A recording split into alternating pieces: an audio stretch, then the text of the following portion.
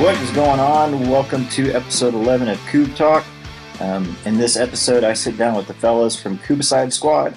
If you're not familiar with that name, Kubbicide Squad is a team of high-level players from all across the United States that went and competed at the Kubb World Championship in Gotland, Sweden at the beginning of this month. So we'll talk to them about their experience there and the teams they faced and just the time that they had.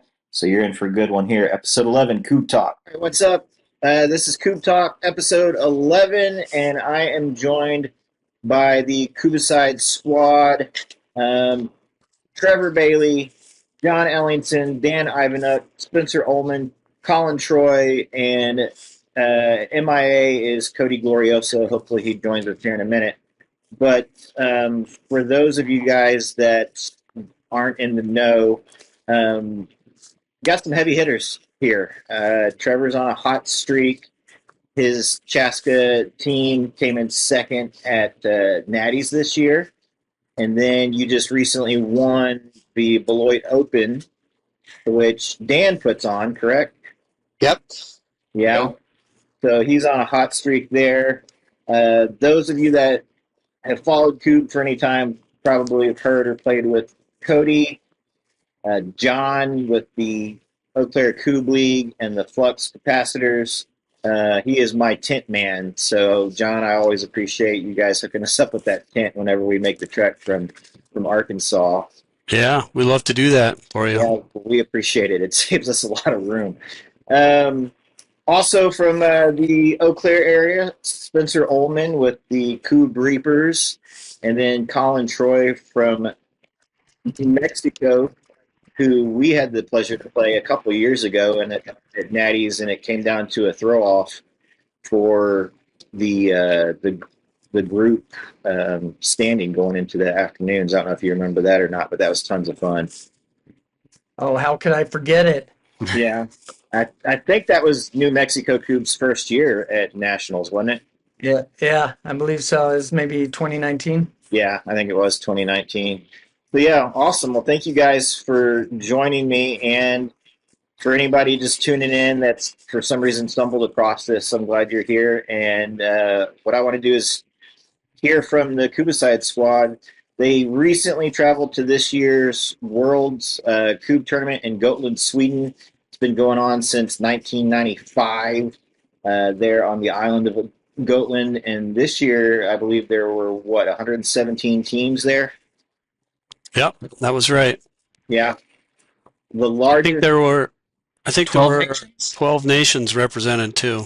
12 nations. Nice. The largest six-person tournament in the world, I think, is what they become known as. Yeah. Seems about right to me. Yeah. There's a lot of people playing Kubb.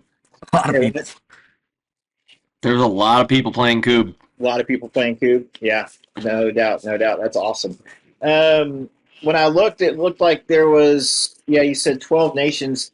I made a list, I thought. So it looked like there was Sweden, Norway, U.S., Germany, Austria, U.K., Indonesia, and Thailand. At least there was somebody from all those countries represented. Also, Two. Hong Kong and Japan, yes. Hong Kong and Japan. That's awesome. Did you guys, get to meet any of these players personally? Anybody from any of these Asian countries? Yeah, there was one team that included a gentleman from Hong Kong, one from Japan, two from the UK, and then two American women that were on the team as well. One currently living in Germany, but that was all people who wanted to play at the world competition but didn't have a team, and they helped them put together a team, and they did pretty well. They won a few matches, and most of them were fairly new to Kubb, but they got along well. We got to know them pretty well, at least the American ladies. We communicated with them a lot, and they followed us around, and we checked in on them to see how they were doing. But we found a few teams. There were, I think each of us, having played on the first day in the 1v1, we all kind of met different people. So then what was really neat was that we could kind of check up on those people throughout the rest of the tournament. It was a 3-day event with the 1v1 lasting 2 days, and the 66 lasted 2 days as well. So we all got to know different people and check up on them. They checked up on us, and it just, as they say, Kubb unites people, and that's exactly what happened in Gotland. No, that's awesome. You know, I'm reminded actually of a story just for those that don't know. I mean, we all had been thinking about going to Worlds. I mean, for me, it was like I had been dreaming about it. I never thought that it would come to pass. And I had looked into it. You know, it's on this island in the middle of the Baltic Sea. But I certainly don't know if I was prepared for, you know, what we were going to experience there. And just as to paint the picture for just the listeners is, you know, the big town on Gotland is Visby, which is this old medieval town, and there's a small airport there, very small. You know, you walk off the plane, and you know, it's like I don't know. There's maybe one terminal, maybe, or one gate, like Yeah, one couple back, gates. tiny. Yeah. And on the way out from Visby, actually, John and I had spent some time and you know, poking around before we had to get on the flight, and we ran into one of the American girls who had heard us talking as we're walking down these medieval streets, and like came running like, "What's up, guys?" And funny enough, I was on the same plane with her. Her name was Sarah, is Sarah, and Jeffrey, the guy from Hong Kong. We were on the same plane leaving Disney. So with Gordon too. So it was yeah, I mean, it's something I'll never forget, and it's a tight little, you know, the Kubb community is a tight, close community, and being there, it feels now for me like so much closer, and quite literally close on the tiny plane that you need to take to get there. Awesome. I read that, Trevor, you said that the first time the six of you will have thrown batons together was going to be at the Airbnb in Sweden. Is that correct? Yeah, but even that wasn't correct. That was wishful thinking as well. We didn't actually throw batons for the first time together until what was that, Thursday after the play, or after the 1v1. The 1v1. So yeah, 12 hours before we played together. Yep. yeah, exactly. Yeah, so that was fun. Yeah, people ask us why did we come all this way to play Kubb, and do you play together all the time? And so it was fun to tell everybody, well, no, actually the first time we ever played together was just yesterday, and and really our team was just made up of the first 6 guys that said yes to make the trip. So that was true, but yet I think, like Colin said, it is a small community. We all knew each other pretty well from having played in many tournaments, and Colin's always has been at nationals several times. So we all know each other well, and I never had any doubts about going with this crew. In my mind, once I was invited, I was a heck yeah, let's do this thing. Yeah, the origin story is a pretty good one. I don't know if you know it, Kyle. No, let's hear it. Spencer, do you want to tell it? I mean, it starts out even before ice games with John, Cody, and I playing at Loped, and I thought that Cody was just kind of joking when he was like, "Oh, you know what? I'm going to Worlds. I'm going to watch Coupe de Grace. Why don't you guys come and we'll just play?" And Yeah, I thought it was crazy. he was like, "I'd love to do that, but it's kind of wild." Yeah, The next weekend was ice games, and Cody just was unrelenting with like, "We should really do this." And I was playing with Trevor at ice games, and he talked Trevor, and I'm like, "Oh my gosh, we're actually gonna make this happen." And so, once we got John, Cody, myself, and Trevor kind of locked in, it was like, let's find some other people. And as everyone said, it's really just the first 6 people who said yes, let's go do it. Well, I'll chime in and say I was at ice games too, and on a side conversation, Cody and I were talking about it. Yeah. So then Cody called me and was like, "You know how we talked about this? You want to do it?"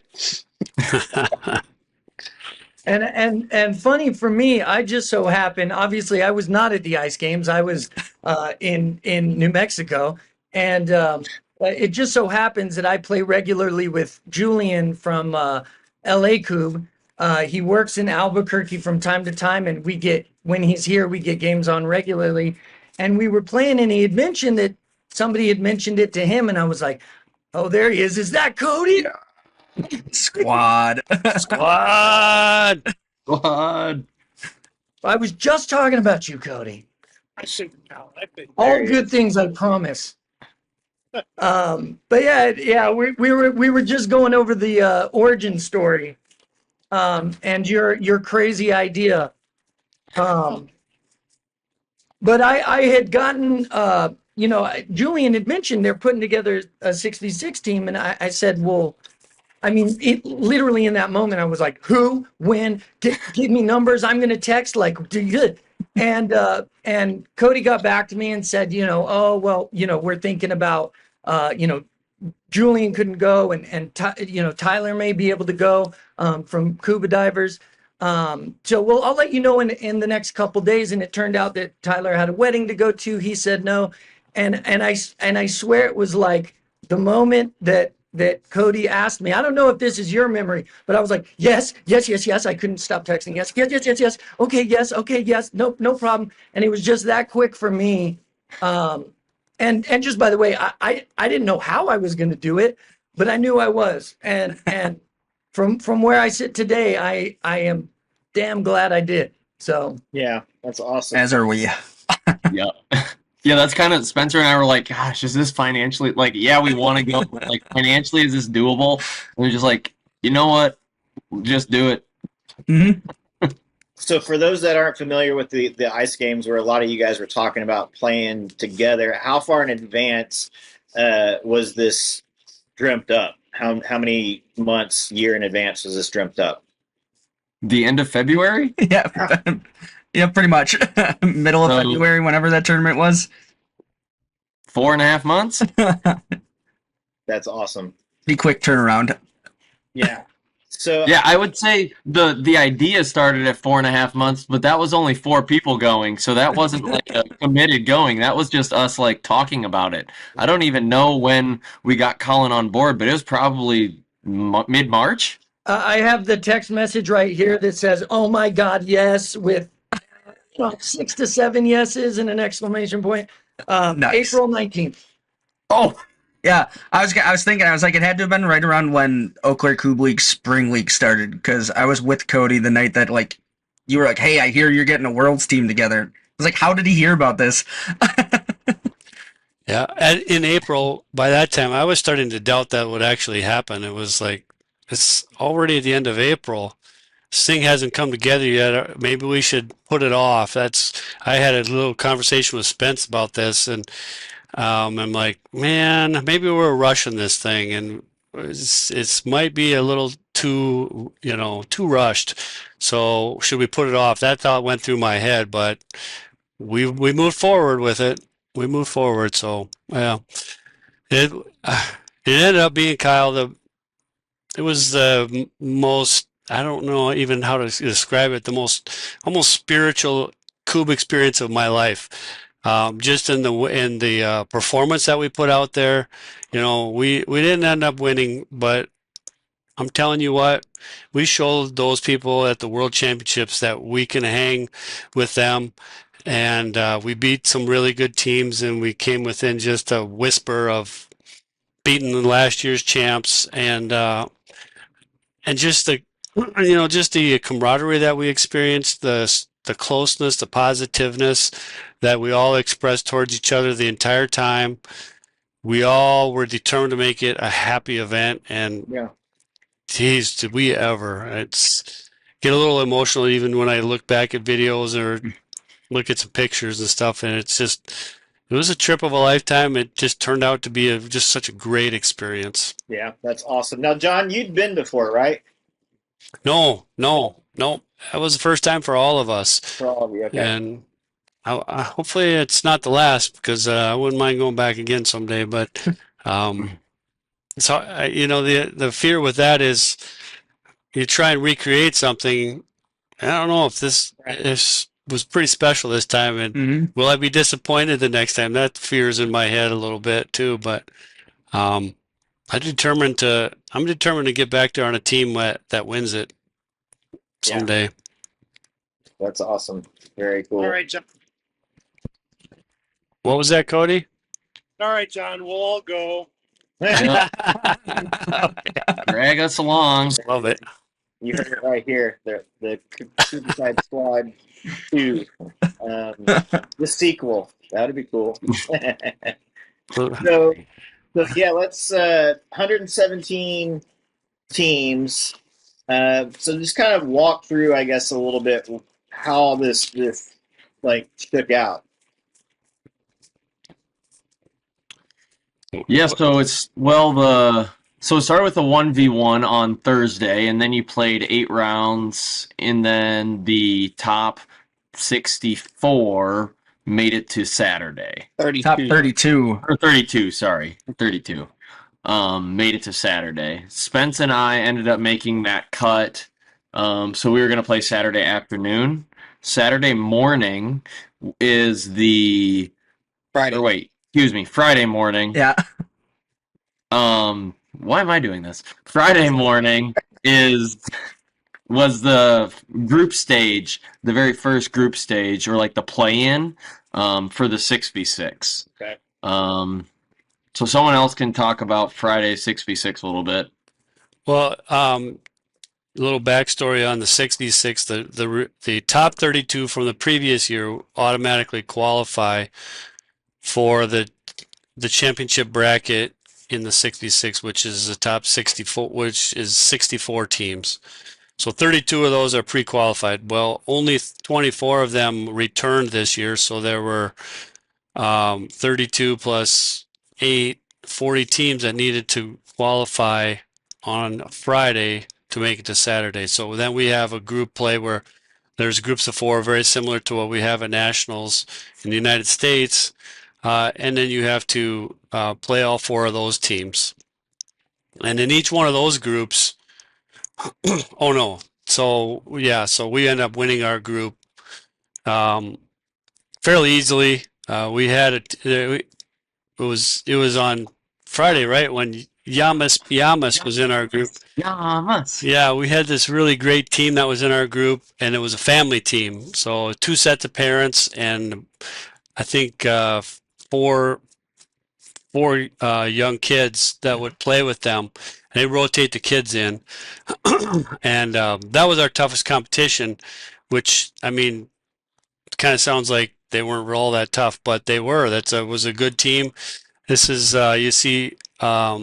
It was the families that raised their kids playing Kubb, much like we have here in the United States with the Cloggises in Eau Claire or the Ellringers.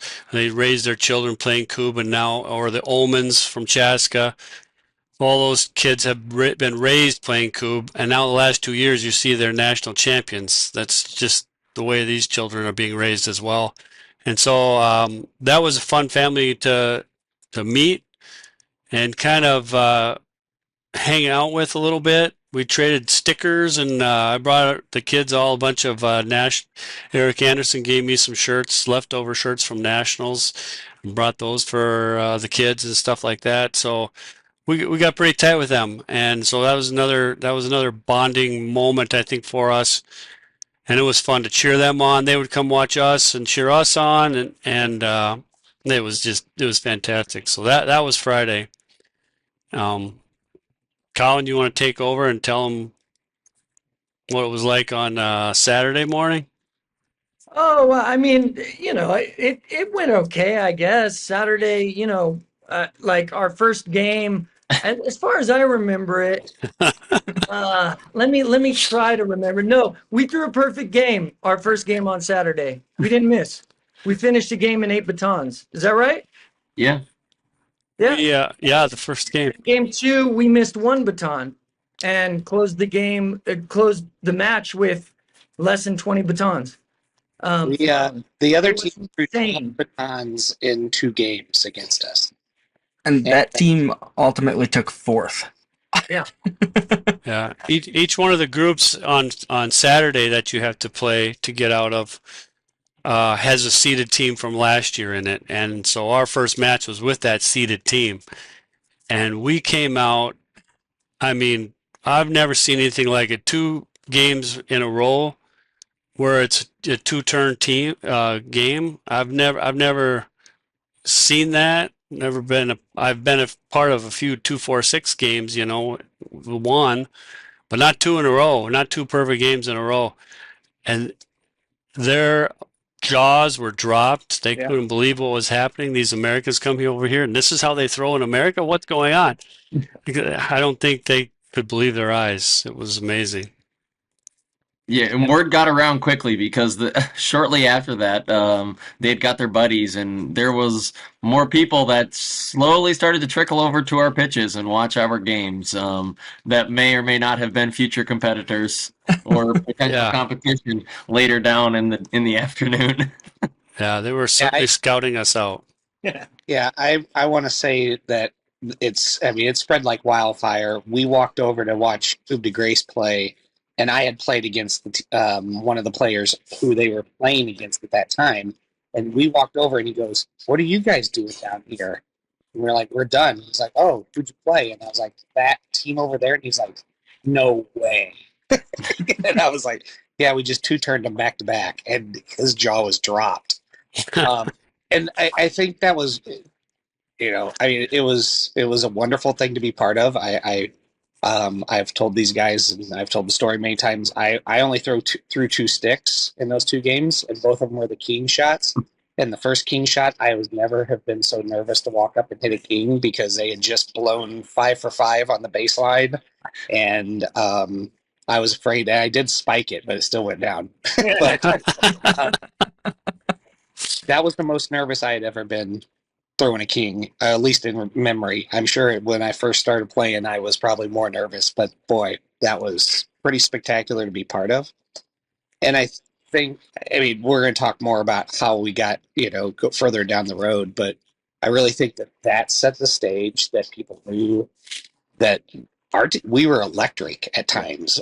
And it wasn't just that time. We played well, unbelievable that round. And then we played super well other games too, where we were, you're walking up in +3 and +4 teams. And that's, that's something you could do with 2-player teams and 3-player teams. That's 6 different people walking up and hitting every shot. And that was what was unbelievably special. Yeah, the problem with peaking like that right then and there is that's going to be tough to continue on for the whole rest of the day like that. So we knew it would probably very likely would drop, the percentages would drop a little bit. And but nevertheless, like Dan said, we played well all day. Nice, that's awesome. Trevor, I assume were you in casting for the team, or? Yes, I was the one that was tossing the Kubbs over onto the other side of the pitch.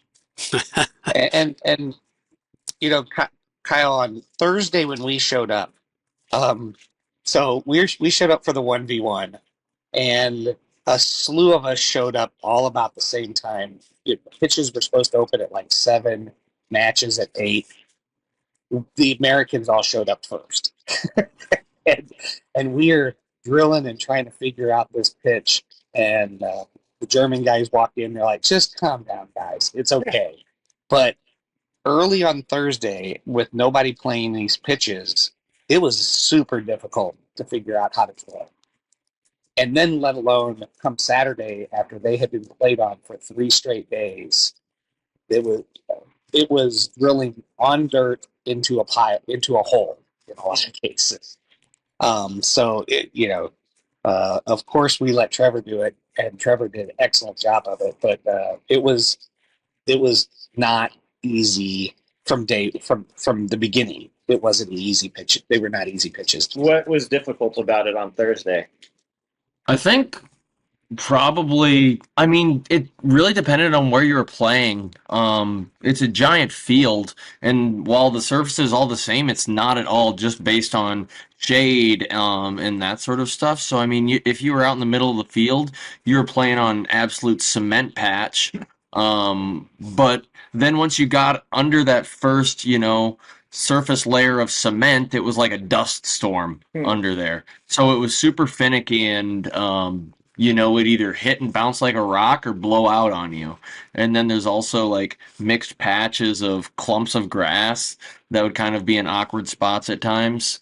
But then you'd be over on, the northwest side of the pitch that would get more shade and it was grass like. So in our afternoon games on Saturday, it was like, okay, this is kind of grass. I mean, not anything like we play on at nationals here or anything like that, but it was the closest thing we had to grass. And that had a whole different spongy sort of feel where you could kind of get something to drop and lay and get a little kickback, whereas in the middle of the pitch you couldn't. So it was finicky based on what pitch we were playing on. Yeah, that's interesting. Yeah, I think we're kind of spoiled for those of us that have had the opportunity of playing at nationals. They do such a great job with that field there that I don't know.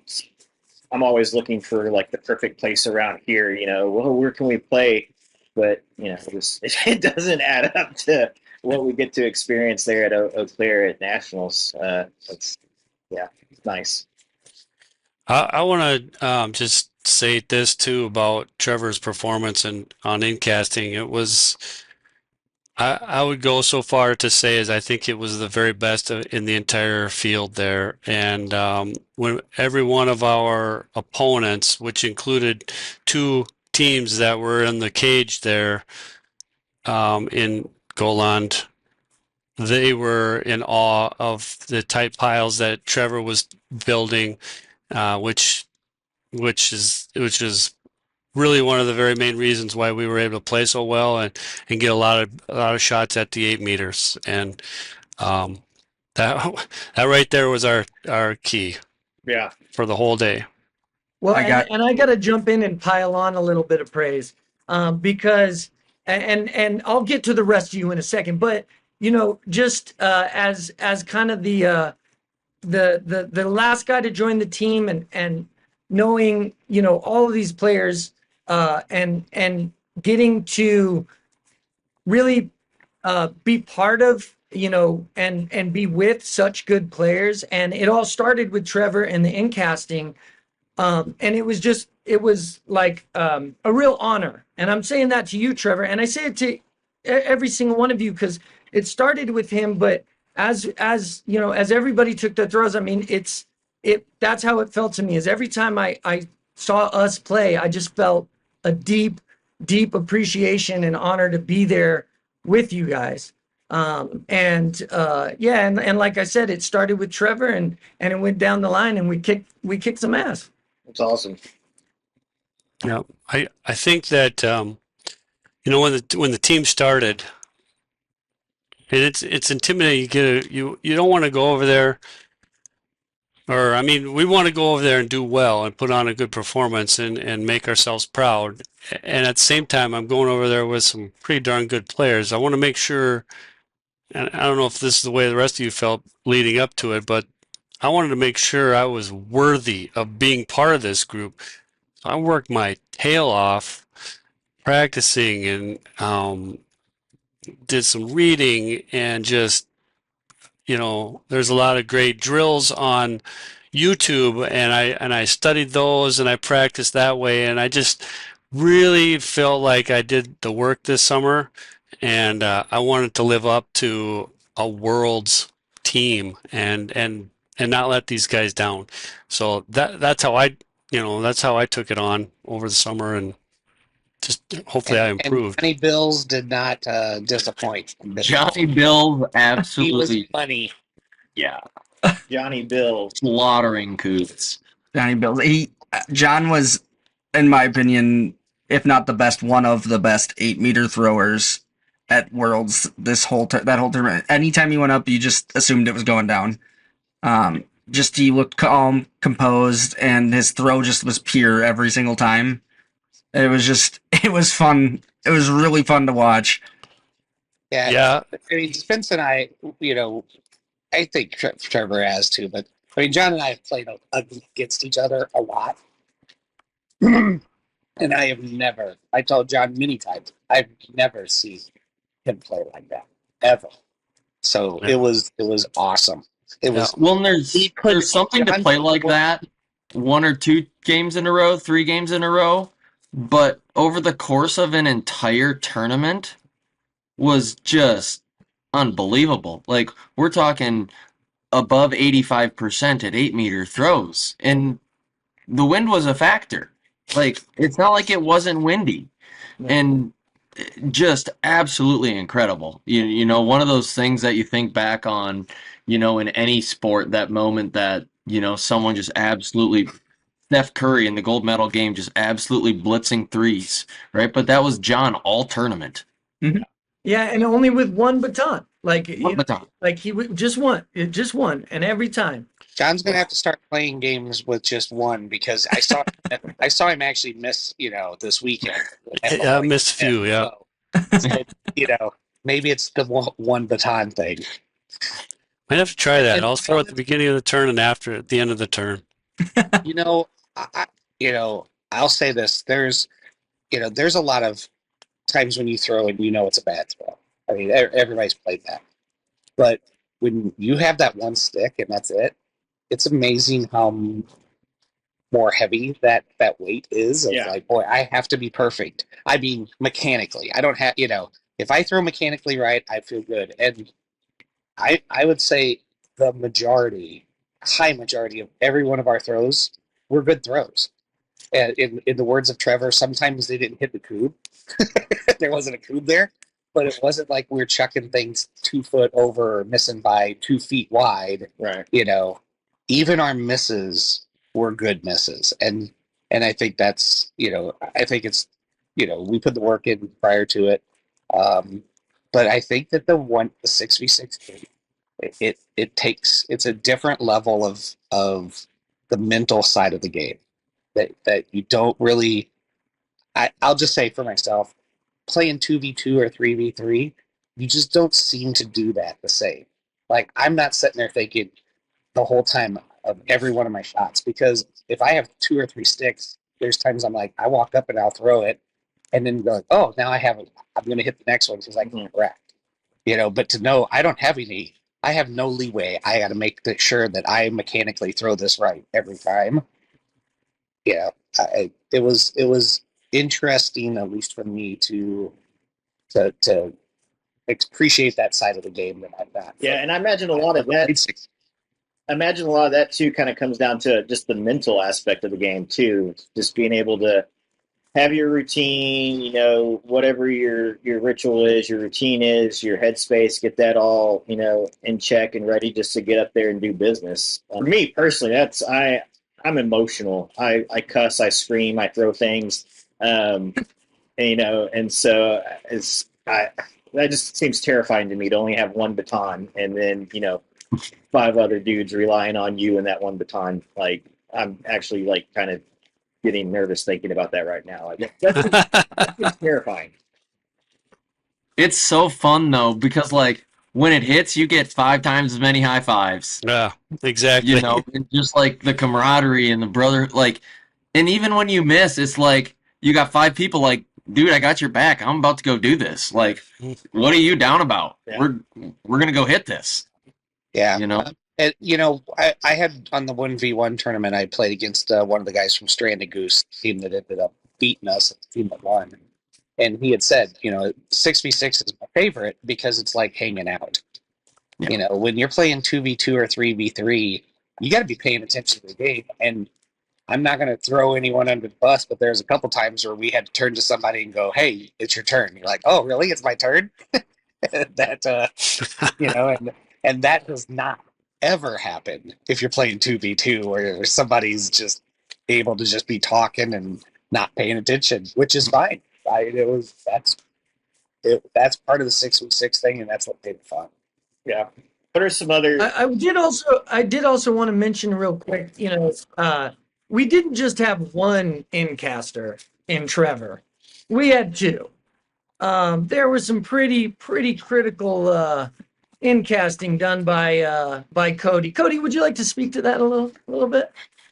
Well, I'm pretty sure in that lights out match, I had to drill twice. That's right.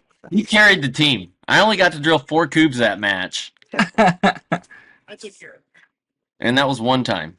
Kind of, I got to specialize in the one. There you go. That is something I am a firm believer in for all drillers that are incasters that are listening to this. If you are the one taking all the blocks, if there's only one, you gotta give it to someone else. Gotta give it to someone else. Spread that love. I like that. So, like, what were some of the little subtle nuances that may be different at Worlds compared to any other place that you played? Maybe just other than you guys kind of talked about the playing surface a little bit, the fact that it was 6-on-6.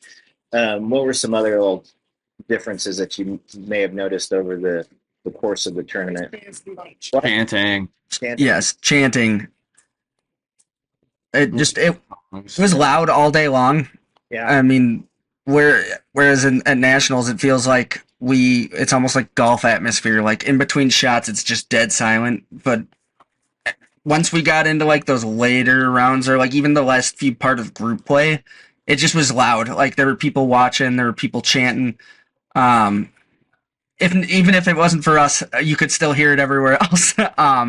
But that was one of the things. It's always loud, and I think it kind of just amped us up too. Like we were excited. We really bought into it, and really we thrived in that atmosphere. I think to just jump in and just make noises when we hit shot too. So Yeah. When cowbell for life now. yeah.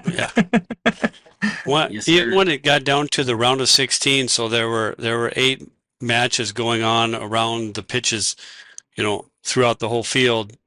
There was a ring of people, 2 or 3 deep, around every one of those 8 matches going on. I mean, everybody that was there had, a lot of local teams, a lot of island people played in this. So lots of friends and relatives come watch, they cheer them on.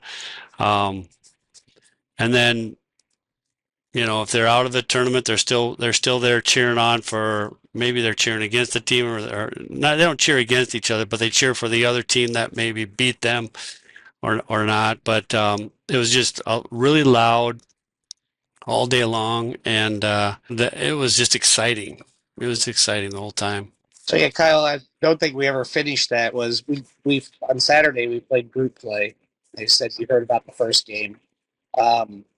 After that, we had 2 other games which were not as strong of opponents as the first game, and we won our group there. And then we were down to we had made the final 32. So we then played a team.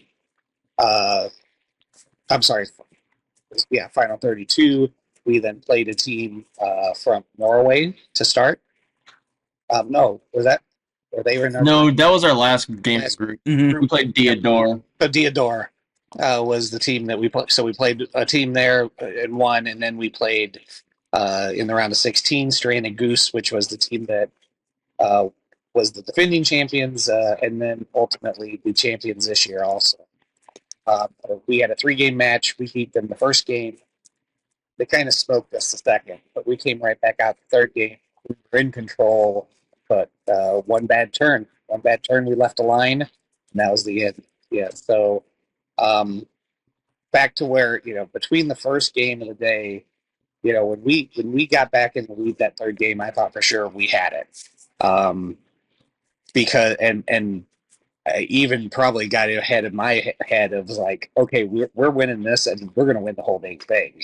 Because I think if at that point in time, if we would have, with the rumors already had been running around from earlier in the day, and if we would have then beat Stranded Goose, I think there would have been a lot of teams who would have came into our playing us with already kind of in their own head. But yeah, we didn't finish the job, and you don't. The other team doesn't beat you in Kubb usually. It's you beat yourself. We say we beat that team the first time because they didn't have much of a chance, but usually that doesn't happen, and that was obviously extremely disappointing. But my goal for myself was, could we could we take a team? And again, it's a team we hadn't been playing with. We're just throwing a team together. Could we go over there and compete? And there's no doubt. I mean, there's no doubt we took on the back-to-back world champions, and gave them a scare, and earned their respect for dead sure. Every one of those guys after them winning were coming up to us and telling us how good of a tournament we had and things. So I think we earned the respect, and I think on the world stage, American Kubb is on the right trajectory, and there's no doubt that you take a team, you can go and compete anywhere in Europe. Yeah, that's cool. You guys are the Rocky Balboa of Kubb. You went the distance, figuratively and literally. You literally went the distance. That's awesome. I would like to add to that. In that final match, we were on pitch one. We were all the way down, and John had mentioned that there were people all around the pitches, even in the round of 16. And Stranded Goose, the defending and then world champs, they are local and they had all their people there. And we had mentioned the chanting, and they had this chant going, Stranded Goose. And I mean, the energy was intense for a round of 16 match, and it should be noted that there was dead silence when we would throw. These amazing piles, total absolute silence. But nonetheless, like over the course of the tournament as six, the only two games we lost were to the world champions. And it's it's a funny game, but that's a memory as heartbreaking as it is. It's really, really special. Really special. Yeah. So Kyle, there was an older lady who was leading those chants, and so I look at her one round, I'm like, Kubbicide, and she yells, no. Yeah. I was trying to get her to get us chants, but no. Yeah, she was supposed to yell squad. No. Never yelled squad. No one ever yelled squad. She was fun. She was fun. Yeah. If we would have won, I think they would have yelled squad after we yelled Kubbicide. Yeah. Maybe after a little bit. Yeah. That was the one thing, like, man, we think Kubb is genuine in the United States, like, after a game, and everyone's, like, cheering for each other, wanting to do well. That was one thing that just, like, taken to another level, where it's so deadly competitive during the match, but the second that king goes down, it's like, people care. Yeah. Mhm. It's like a deep, kind of as John said, almost, spiritual, where it's not just like a dap you up at the end of the game and then talk about it. It's like they want to get to know you, and talk about the game and enjoy the moment together. So that was something that was incredible and I didn't expect. Yeah, that's cool. Spencer, what about you? What's one of those moments? Was any one-on-one match on that Friday or Thursday? Sorry, that I get thrown off that it was Thursday, Friday, Saturday. There were so many people, like, you'd get done and they'd be like, you're from America, right? And then we'd talk and they'd be like, why are you coming out here? Mhm. And we're all out here to play a silly yard game that we fell in love with. And I just think the bonds that we all made with individual people throughout the whole weekend of that tournament, I'm still messaging back and forth with a couple people from our time out there, and just the friendships that we've gained are the things that I will remember more than we lost to Stranded Goose in the round of 16. I'm going to remember these people that I've met, and hopefully if I get back there, I'm going to see them and I'm just going to embrace them, because it's like, I get to see you again. Mm-hmm. Yeah. Cool. Correct. One of the things to kind of go further on Spencer's is, I was happy for myself to play in the 1v1 because of that. But almost after every match, when we turn around, I would go off the pitch, there would be somebody who I had played, who was who was either out or their game was done, and they came over and watched. And as soon as I'd walk off, somebody was there who I'd played and were like, good job, or whatever. So that was cool. And I did the same thing. As soon as I got done, I went and spotted, tried to hunt down those people and encourage them. So it was really cool. Yeah, that's cool. Cody, same question. What about you? What's that moment that just stands out? Getting to know these guys better than ever. John said before the whole thing started, we have a bond for life now. It's not wrong. Like, Yeah, every time I miss a shot, I turn around, 5 hands. Every time I hit a shot, turn around, 5 hands. It's just, we had some people watching, like, they missed their round. They're all happy and dancing. Just had a great time with each other. You didn't know Colin and Trevor and Spence, I kind of. It was just great getting to know him. yeah, that's cool. So is there a plan for a Kubbicide Squad tattoo? I know tattoos are a thing. No, We got matching tattoos yet? When we're back-to-back champs. Yeah, if we would have won, I'm sure I would. Yeah. The one I nearly pass out getting shots. I might need to do a henna or something. Yeah, I'm the same way, Trevor. Yeah. Trevor has no fat on his body. It'd probably hurt a lot worse. Yeah. the one cool thing that happened too, after we got beat, we went around, watched the next round of games, and so that was fun. Had a few beers and maybe a few shots just to, drink away some sorrows a little bit. But and then all of a sudden, Dan runs up to me and goes, "Hey, John, they just asked me if I wanted to be a commentator on the finals, the semifinals and finals." And I told him, I said, "Yes, and I know the right person." And he ran and got me. So we got to do the YouTube commentary on the semifinals and finals. Yeah. And like Dan said, and I've said many times, he asked me to talk about Kubb for 3 hours. Piece of cake, Yeah.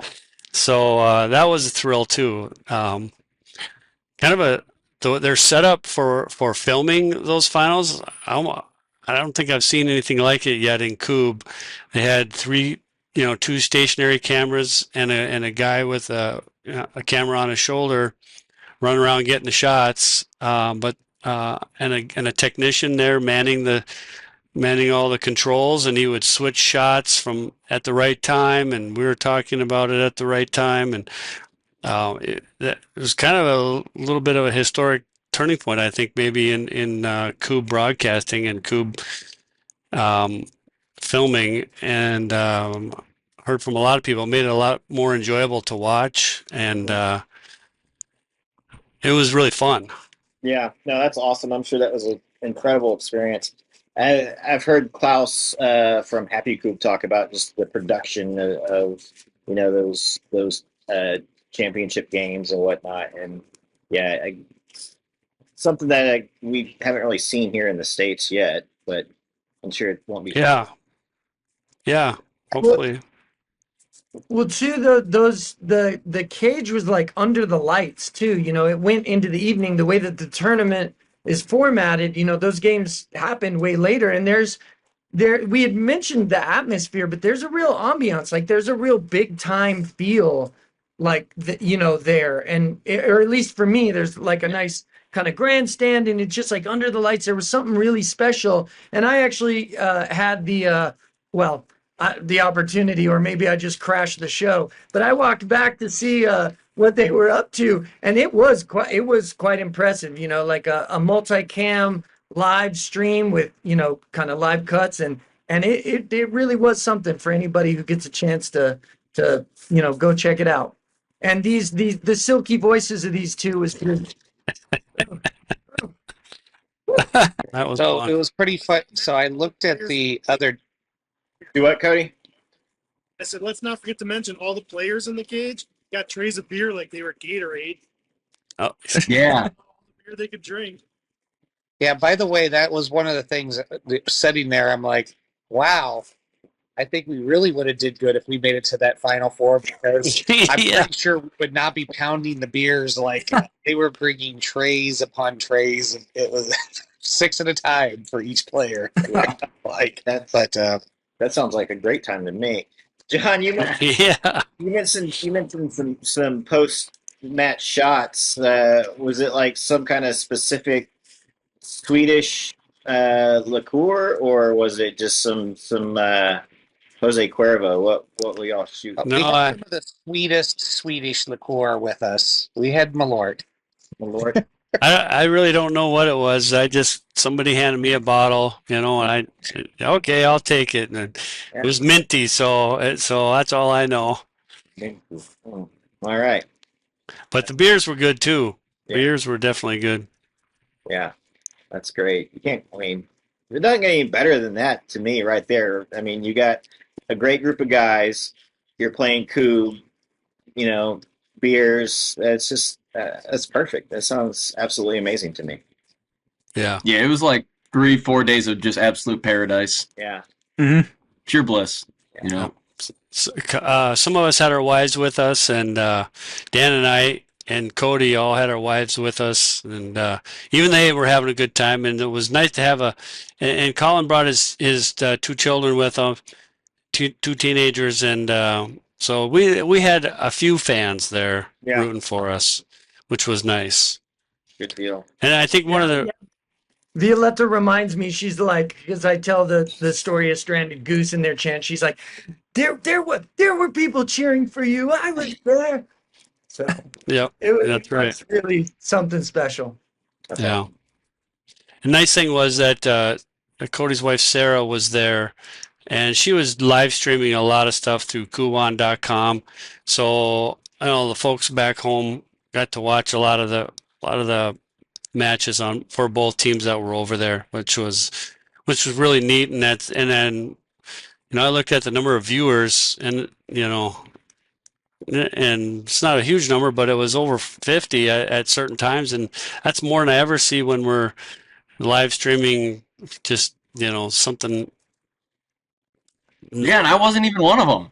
Yeah. So hey, John, one of the things I looked at was, so when they did the last year's semifinals and finals, I think that had somewhere in the neighborhood of like 3,000 something views. Uh-huh. And we had 5,700 views on ours in the first week. Yeah. Yeah. We actually had 3,900 that night. So we had more people watched us that night than had watched for the last year of the year before. So I thought that's pretty cool too. And compare that to nationals. Here there was like 700 views of nationals. Yeah. So, yeah. Well, I think that building, if you do a broadcast like that where it's more enjoyable to watch, and somebody explaining to you what's going on at every play, because sometimes it's hard to even follow that when you're watching it maybe on your phone. This makes it more enjoyable. It's going to build interest in this game, and bring in more players, I think. I heard the comment from a couple people, at least 3 different people afterwards the next day. Some of them were in the airport on the way out, but a lot of people that weren't there at the cage there went home and watched it, and they would cast it onto their big screen TVs, and so it was like they were watching the Super Bowl of Kubb right there. Yeah. Well, So, one of the guys here in Illinois, Brett Bauer, had texted me the next day and said, I'm sitting here, and it's like you and John are sitting on the back patio with me just talking Kubb. Yeah. And he said, and then he texted me later, and I've been watching this dang thing for 3 straight hours. And we saw him this weekend, and he came up to us. He's like, so I'm watching. I'm like, oh, I'll just watch this match. And he's like, and then I was like, oh, I'll watch a little more. And I'll go get another drink, and I'll watch a little more. And he's like, and then I'm like, I just spent 3 hours watching this. Yeah, mind you, it's like 3 a.m. on a Friday. Well, I went back and reread Chris Jones's article about the possibility or what it would take for Kubb to be an Olympic sport. Yeah. And it's one of these days. I think it could happen. I mean, we got flag football and speed walking, and what was the one I saw? Break dance. Break dancing, yeah. Don't even get started on that, but yeah, I s- they're doing flag football, squash, and something else in 2028. But yeah, one of these days, I think maybe we'll see Kubb at the Olympics. That would be pretty incredible. It would be. It would be cool. Well, every year we're seeing the game grow and grow. Yeah. Yeah, why not? The future's bright. Yeah, yeah, Well, and it's becoming more international too. Like people from Europe seem to be coming over here more, and obviously we sent 12 people over there, and another team going back next year, if not multiple. So I do think kind of like the floodgates are starting to open up to international competition a little bit. Yeah, that's the one thing that you see over there. Most of the field is from Sweden. Well, probably 85% of it was from Sweden. And there's a lot of good teams from the rest of Europe that don't go up there. And so, I don't know. I was hoping that with our presence there, maybe that'll help to build it back to me in a more of a really inclusive world championship. right. And maybe some of those European teams will return. I know there's plans I know of some other people who are planning on going next year, and who knows how many teams we might send next year. But it'd be great if some of these powerhouse teams that you see in the European Kubb Championships and European Cup, Kubb Cup, or whatever it's called. If they start showing back up in Gotland, it would be amazing. Yeah, And that's something that is missing in the whole world right now is true international Kubb. In the European Kubb Championships and in the United States Nationals, don't allow like an American team to go over and play in Europe, or we don't allow a whole German team or a Swiss team or a Swedish team to come over and play in the U.S. Nationals. There's no true international event where just anybody can go to it right now. So yeah, hopefully yeah. that turns back into that. Yeah, World Cup style would be. I always kind of go back and compare it to FIFA. Something along that lines where you have the best of all these countries coming together to represent their various nations. Yeah, I would love to see that. Mm-hmm. Well, so I know John Omen's talked about going back next year. Have we already started talking about who's going to be going back amongst you guys next year in 2025? Forever. There's threads. There's Yeah. threads. There's some conversations happening, but Yeah, nothing's nailed down just yet. Maybe we'll try. If it happens, hopefully it'll be before, we decide before May at least That Yeah. next year. Yeah. Come back to us on April 19th. Yeah, that's right. right. I haven't even been back a week yet, so it's one of those things where it's like I want to, but also it's like how much of it is the little bit of the defeatedness of losing to Stranded Goose in the top 16, or how much is it like I'm raring to go again? Right. Yeah, it's a bit of a euphoric feeling once we all got back, and Mhm. even though we didn't reach the ultimate goal, it was still this contented feeling of just having done something that was really special and monumental to me, making that trip, seeing a new country like that, and playing Kubb. Doesn't get any better than that. Sure. Throw in some beer and that's golden. There. Well, a few beers and all of you guys make That's it right. pretty dang special. Yeah, Kubbicide Squad. It was special. I agree. That's a nice hat. I like it. Very cool. Very cool. Well, I don't want to take up Cody? any more of you guys' time. I know it's getting late, and I appreciate you guys, joining me for this. Yeah, I mean, I don't know. It does seem really, really remarkable. this experience that you guys had, and I'm super excited for y'all. And thank you guys for sharing it with me here. Yeah, Glad to thank be you. here. Oh, Yeah, awesome.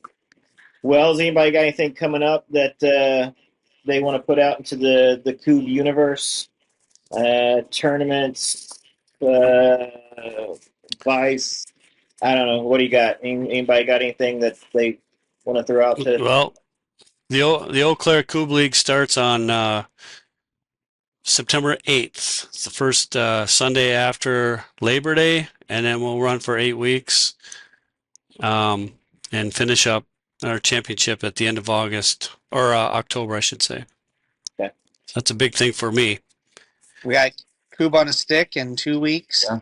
where I'm sure you're going, Trevor. And once again, I'm going to give you the opportunity to beat me at some match to knock me out. And then Midwest Kubb Championship the week after that. Right now, Spence will be there. Yeah. Yep. As the fourth waffle. The fourth waffle, yep. fourth waffle. Yeah, we got a couple leagues here gearing up in the Twin Cities area. We've got Summit is doing their fall league with 2-person teams, and then as always do their Kubboween tournament where you get to dress up in your costumes and have fun playing Kubb to wrap up the season. Then also got our Flex League that we've been running for the past year and a half is gearing up to start here in a little bit as well. Cool. And then We Kubb got sign up Kubb on a stick. Kubb on a stick in what, a week? Yeah, it's August 24th. August 24th. And then in a month, on the 14th of September, Trevor and I are trying to take down the trifecta of Kubbapalooza as Ochaska. So, sorry, Cody. And Dan. Well, I can't make it. So you're only get a double threat. It's not a triple threat. Just you're gonna get Matt and Bryce, not me. So, Anything going on in New Mexico? Well, I'll be mostly playing with myself. Oh wait. Totally. No, I was so, I've always had trouble. I mean, I play with my teammates here when I can. The big news for me though is that, like John had mentioned, my kids were able to make the trip to Sweden, and as a result of the inspiration, my daughter is committed to picking up the game. She's 15. So we're going to start training with plans to go to the West Coast Kubb Championship 2v2 as a father-daughter duo. That's So awesome. Let's go. Awesome. Very cool. Very cool. yeah. and one other plug we'll give is I'll call in here in the fall virtual league for Keystone. Also. Yep. That's coming up here. Yep. I'll be in that Kubb tracker, just blowing past my 4 meters. Kyle, that's something you guys should join into. It's a good way to make sure you get out every week and practice. Yeah, the Keystone Virtual League. Yeah. Okay. Sweet. Yeah. Does Bill put that on? Bob. Bob Hikus. Yeah. Bob. Yeah. Cool. Nice. Good deal. All right. Cody, anything you need to share? I'm just ready for a little off season, I think. Next year for Worlds. Do you have like 5 straight tournaments? Yes. Yeah. Good off season. That's awesome. Yeah. In 3 months, it'll be the off season for 1 week. We're back at it. Awesome. Well, thank you guys. I appreciate it. And I'll get this over to my buddy to kind of edit some stuff. If you have pictures that you want to send, like there's stuff all online that I've kind of come across, but if you got anything specific that hasn't been seen yet or something that you want to make sure that we include. If you want the 100,000 pictures Sarah sent, we can give you that. Okay. Yeah. Vince, we've never seen your little video of our huddle video. You need to send. Oh, yep. Hey, I'll get that eventually. One more plug real quick, Kyle. The Dallas 6v6 tournament is October, the first Saturday of October. Now, I heard there was still some room left. That's a limit of 20 teams.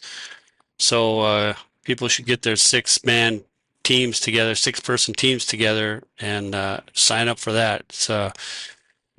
It's a great practice for Worlds if you're going to go to Worlds, but it's still a really, really fun experience. And having that experience, I feel like did help us a little bit, some of us that have played in it. Yeah. But that's coming up too. It's really the second, I don't know if it's second biggest, but it's the only 6-person tournament in this country. Yep. Cool. Yeah. Awesome. Good deal. All right. There it was. Episode 11 in the books. Hope you guys enjoyed that one. Until next time, we'll see you on the pitch. Boys, Sir. let's do it. Focus 600%, right? Let's do it. Yep. Come on. Just do what we do and have fun, right? Slink. Always. I love you guys. All right. Love you, boys. Woo. Squad. Up or down? 1, 2, 3. Squad!